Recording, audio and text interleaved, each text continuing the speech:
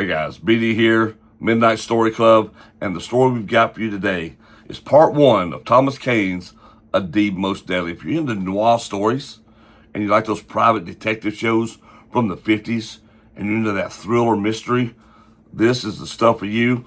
Hang on, enjoy. Look, if you find something that you enjoy here, you want to actually get these physical novels, go to Amazon. We'll have the links down below. Be sure you like and subscribe, and we'll see you in the next one.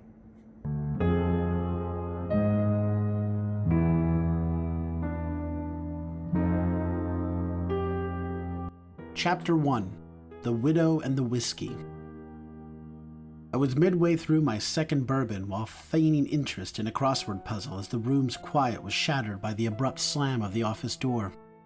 The impact rattled the glass panes, sending a chill through the dim light of my cramped office.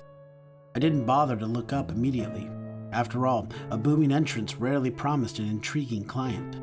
But this arrival was different. Standing in the doorway was a woman clad entirely in black, tailored impeccably, expensive, and steeped in an air of unspoken mourning. Her attire spoke of grief that was as profound as it was stylish. "You Kaine?" she asked, her voice measured yet edgy with urgency.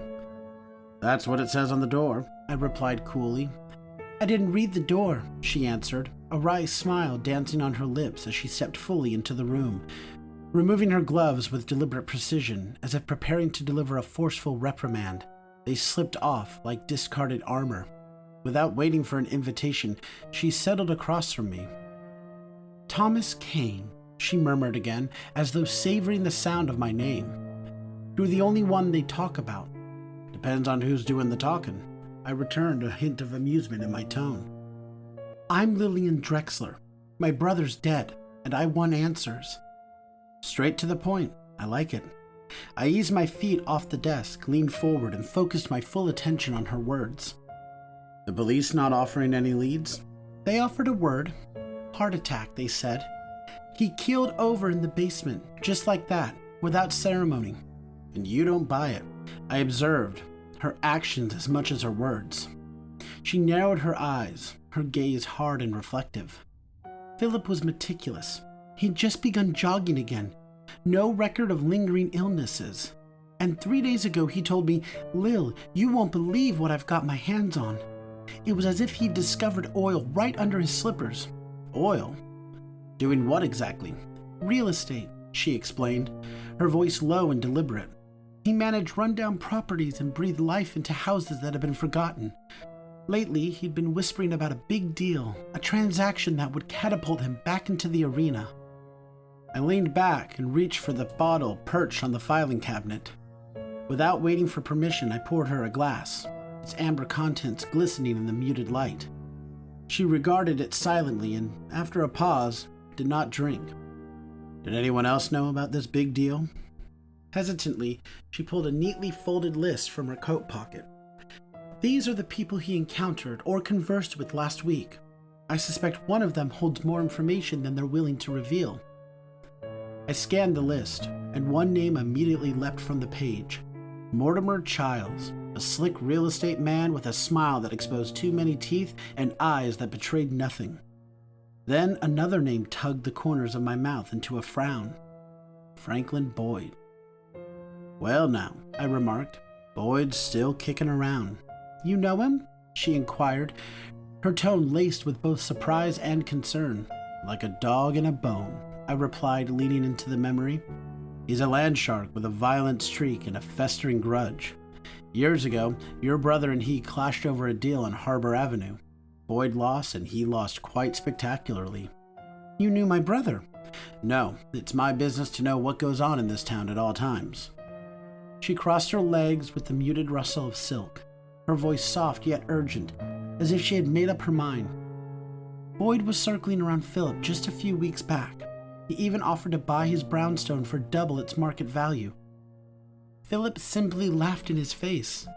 "That kind of dismissal can ignite fury," I noted. "I'm not claiming Boyd killed him," she clarified, lifting her glass for the first time. "But I need you to uncover whether someone did." Then, with deliberate calm, she handed me a sealed envelope. "I found this in his safe, marked in case of untimely death. He even underlined it. Curiosity piqued, I carefully opened the envelope. Inside lay a single typed note, its words arranged in the tight, unyielding style of a man who trusted no one and had nothing to lose. If I die suddenly, it won't be natural. Someone will want it to look that way. Ask Kaine. He'll know where to dig. Beneath the note, in bold letters, stood a final chilling message. It's all in the deed. My pulse quickened at the revelation. What deed? I asked, my voice barely above a whisper. She merely shrugged. That's what you're going to find out.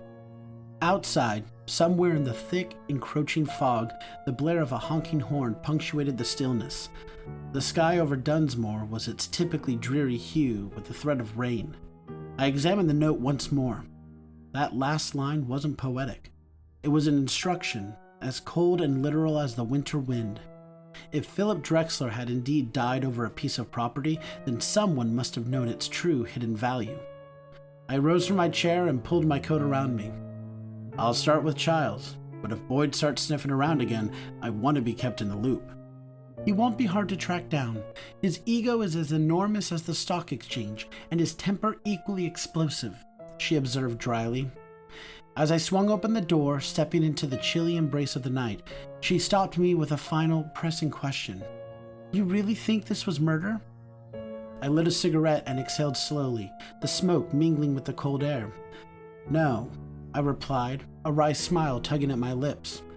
I think it was business. And with that, I stepped out, unaware that the forgotten deed was about to unleash a chain of events that would claim far more than just one unfortunate life.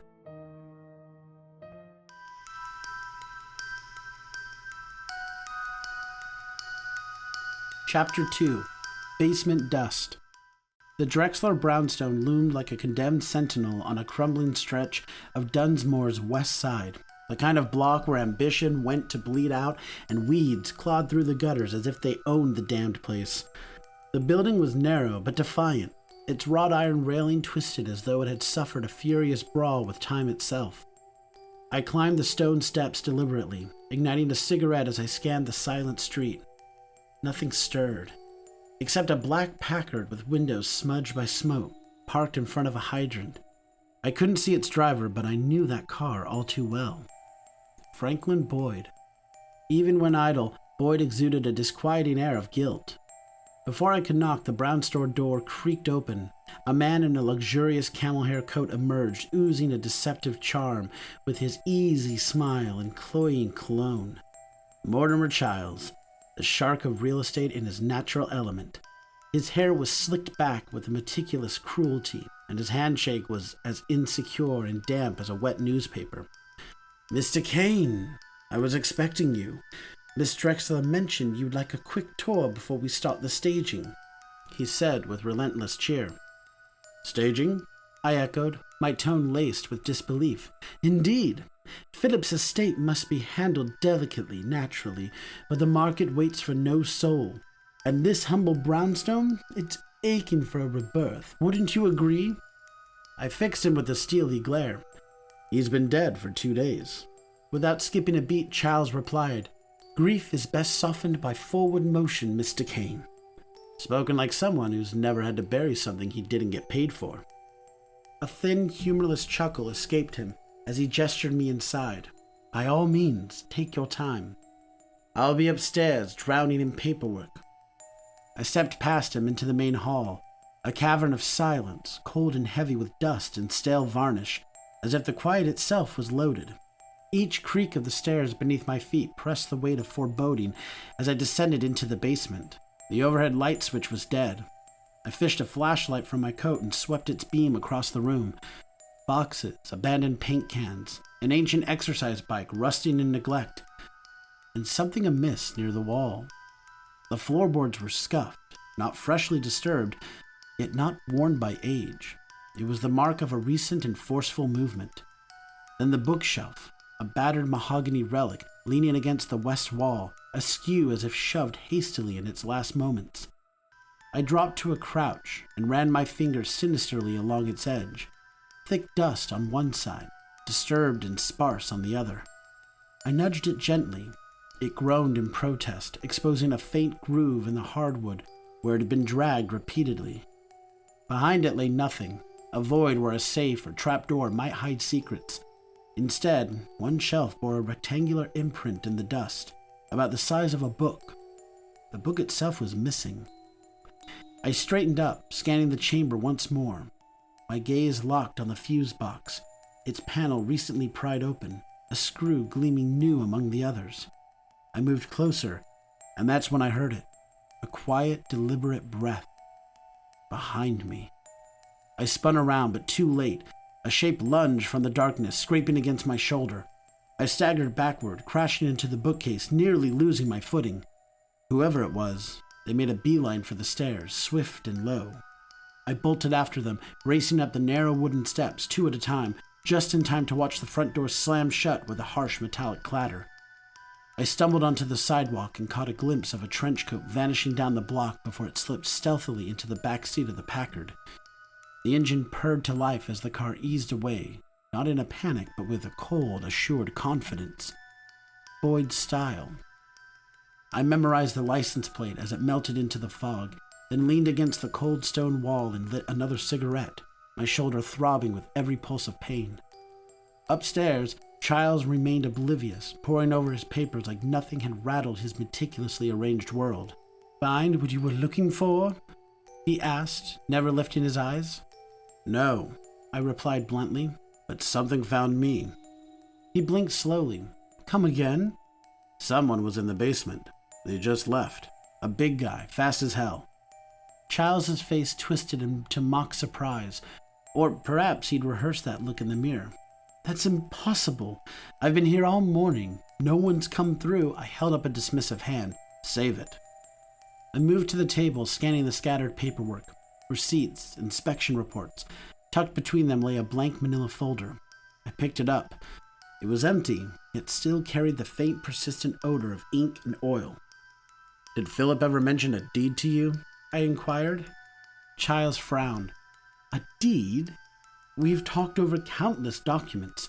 He owned properties across the city. Which one are you hinting at?"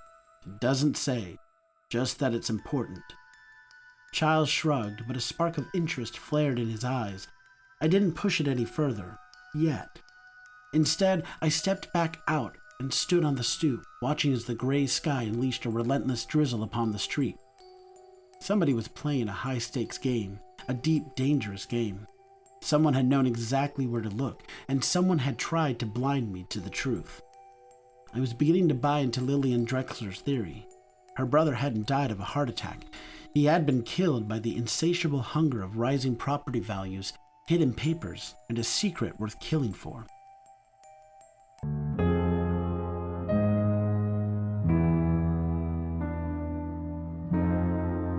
Chapter 3. The Lure of Land.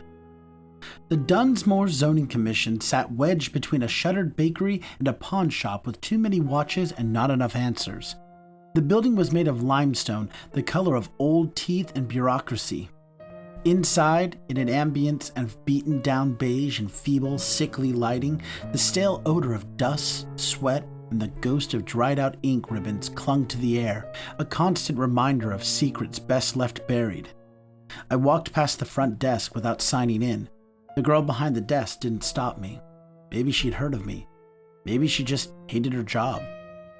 Down the hall, second door on the right, I found Ricky Saltz.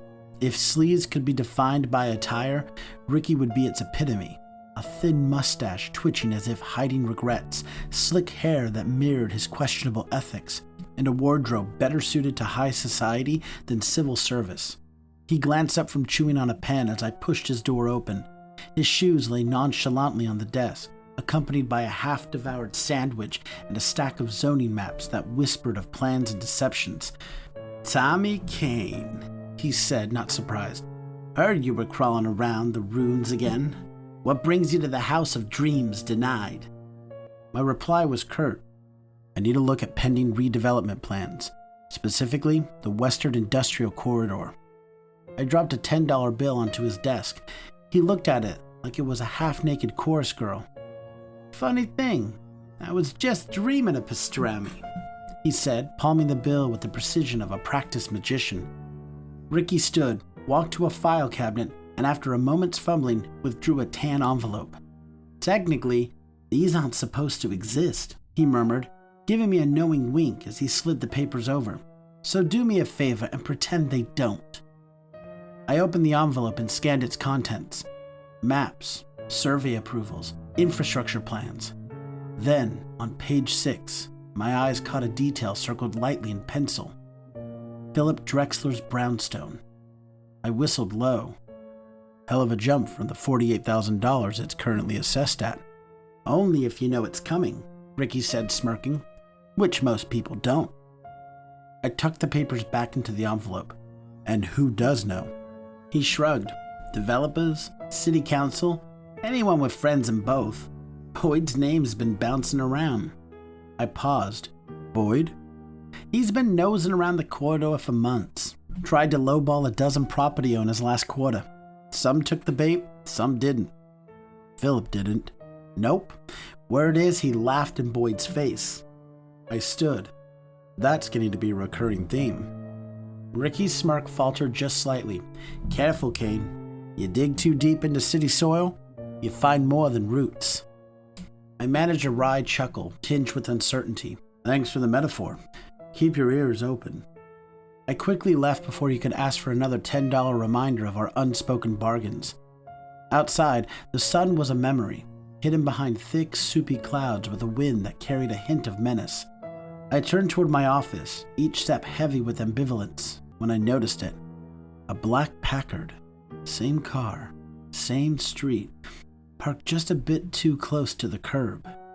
I ducked into a recessed doorway, my thoughts in chaos as I waited. 2 minutes later, the driver's door creaked open. A man emerged, tall, square-jawed, cloaked in a dark coat and a fedora pulling his features into shadow. He didn't see me until I moved, a detail that sparked both anger and an inexplicable pity within me. I pounced, seizing his collar and forcing him against the brick wall.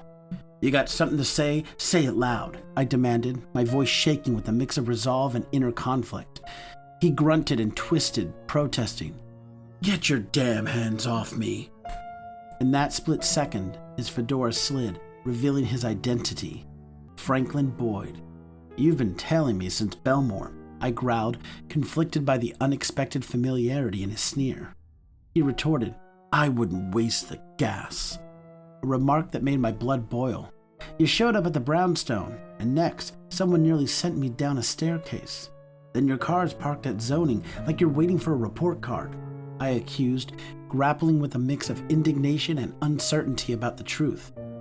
You always beat up your leads, Kaine, or only the ones richer than you? I tightened my grip, torn between seeking the truth and the violent impulse of my current actions. Try me. Boyd shoved me away, dusting off his coat with a casual arrogance. Drexler was an idiot. He sat on gold without knowing it.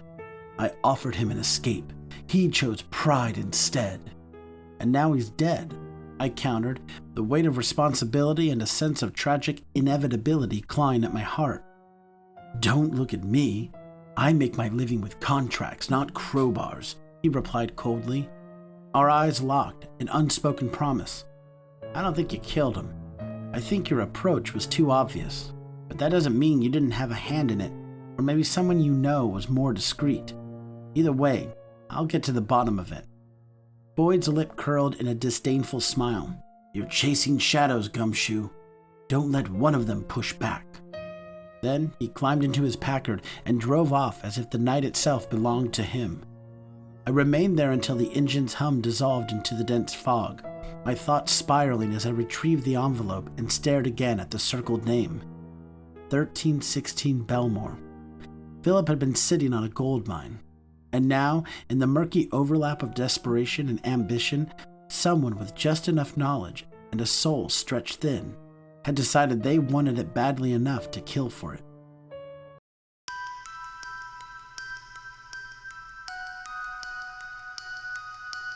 Chapter 4. A Taste of Blood. The Dunsmore City morgue lurked beneath the county hospital, like a malignant secret no one dared claim. Its sterile corridors reeked of bleach and despair. At the side door, I was met by Dr. Ernest Monroe, a man whose hollowed eyes revealed he hadn't slept since Truman was in office. His coat, immaculate yet creased by countless sleepless nights, hung off his gaunt frame. His tie lay slack around his neck, and his voice dripped with the bitter residue of caffeine and biting sarcasm. "Still chasing ghosts, Kaine?" he rasped, as we marched past rows of shrouded corpses. "Only the ones that leave scars," I shot back. Monroe yanked the sheet of Philip Drexler's body with the cold, mechanical efficiency of a man numbed to the routine of death. The unforgiving light revealed every grim detail. Death showed no mercy for vanity. "Official cause of death?" I asked, my voice low and husky. "Acute myocardial infarction. The coroner didn't bother looking deeper. Middle-aged man found collapsed in his basement. No obvious wounds. A textbook case for a rubber stamp," he replied. "But—" His fingers combed meticulously through the dark hair at the base of Philip's skull, as if unearthing a hidden secret, pausing when he reached a spot above the nape. "But," he said, tapping the swollen, insidious bruise, "this wasn't so easy to spot. Hidden in plain sight." I leaned closer.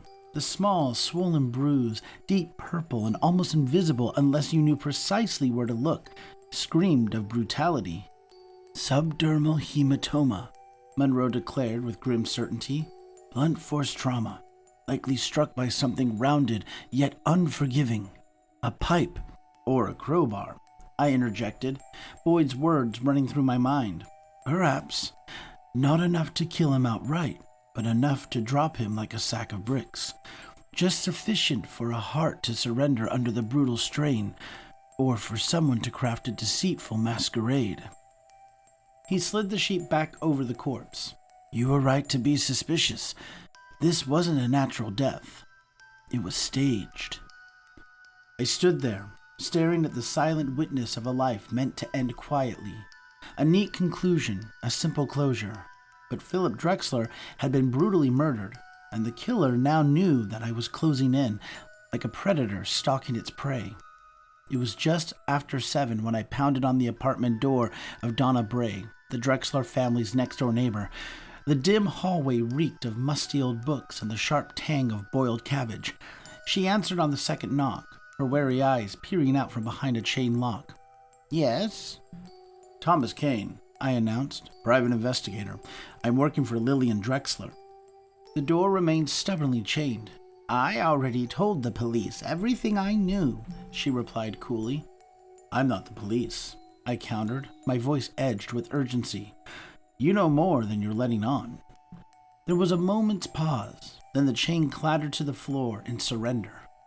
She was slight, a diminutive figure with mouse-brown hair, her cardigan clinging to her like a relic from Roosevelt's third term. She was quite the dame. Her trembling hands betrayed her inner turmoil, yet her eyes cut through the shadow with piercing intensity. "I suppose you'd better come in," she murmured. Her apartment was a compact shrine to order and mystery, crammed with novels, Agatha Christie, Raymond Chandler, and even a few of my own child case write-ups from the days when the papers still carried the truth. "I wasn't spying," she hurried to explain as she sank into a chair, her voice quivering ever so slightly. "But I do notice things." "I don't doubt it," I replied, my tone steely. She twisted her fingers together and continued. "It was late, the night Philip died. I heard the back door close. Not a violent slam, but that soft, unsettling click of a door gently shutting.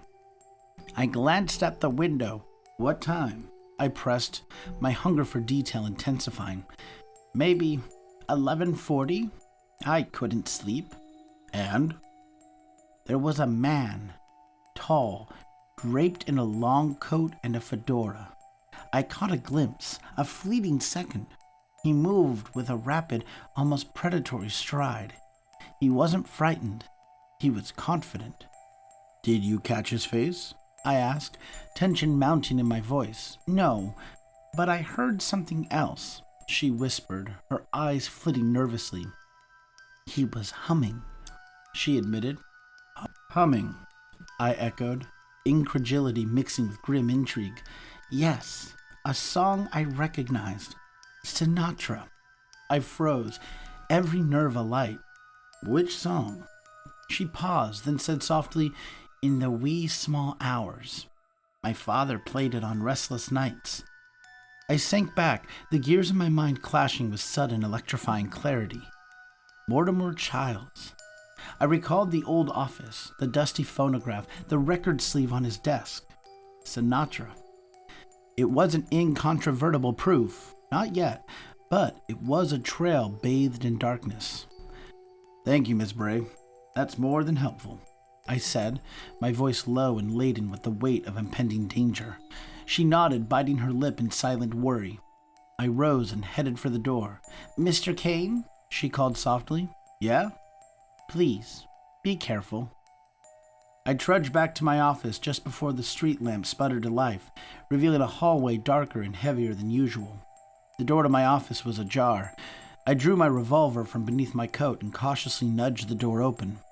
The office showed no sign of forced entry, but something was undeniably off.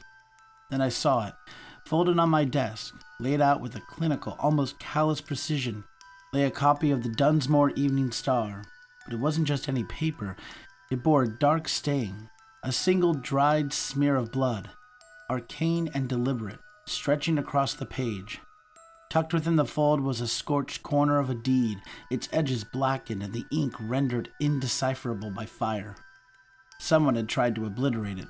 Someone wanted me to back off. I picked it up with care, feeling the chill of the air intensify around it. No note, just the unmistakable symbol. The message was clear. Back off. I didn't. I poured myself a bourbon, lighting a cigarette as the smoke curled upward into the oppressive darkness. With a low, determined growl, I murmured, "They're getting sloppy." Then I began making a list, a ruthless tally of names I intended to erase, one lie at a time.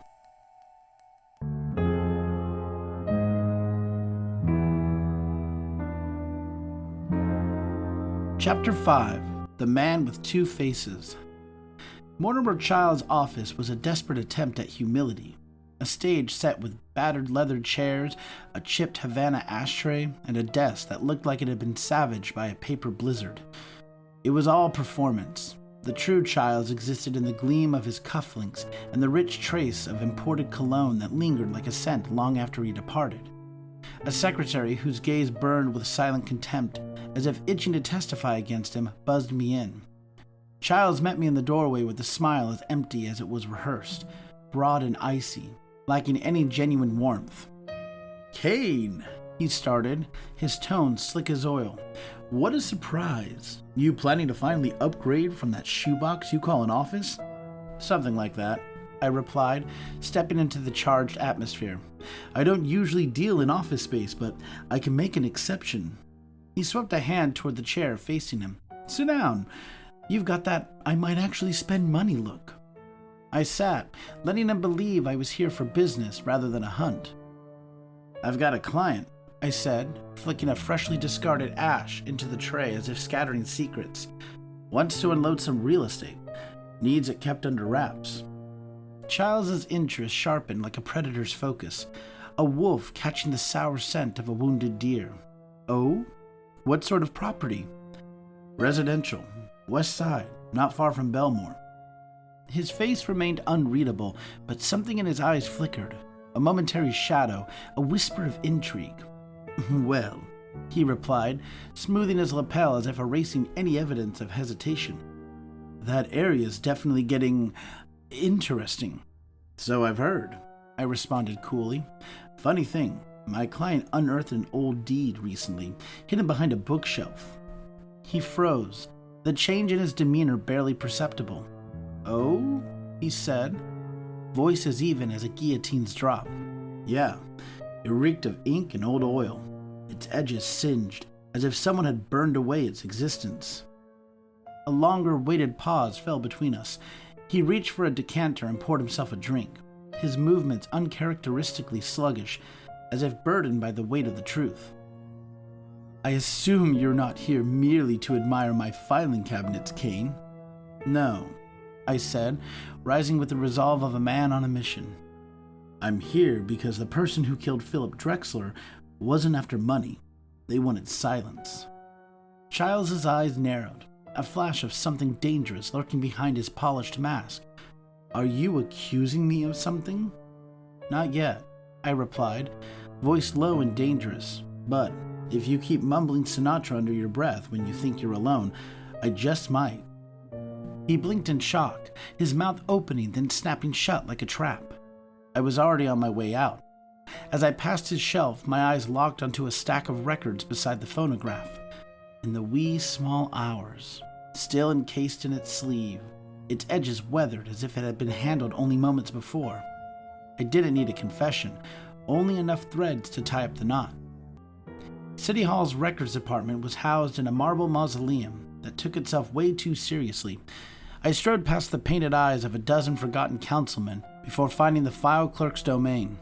Behind the desk sat a sweating, middle-aged man who looked as if he had been born in a filing cabinet and raised on red tape. His name tag said Grant, but he exuded none of the generosity his name suggested. I need the original deed for 1316 Belmore, I demanded. He adjusted his glasses with trembling caution.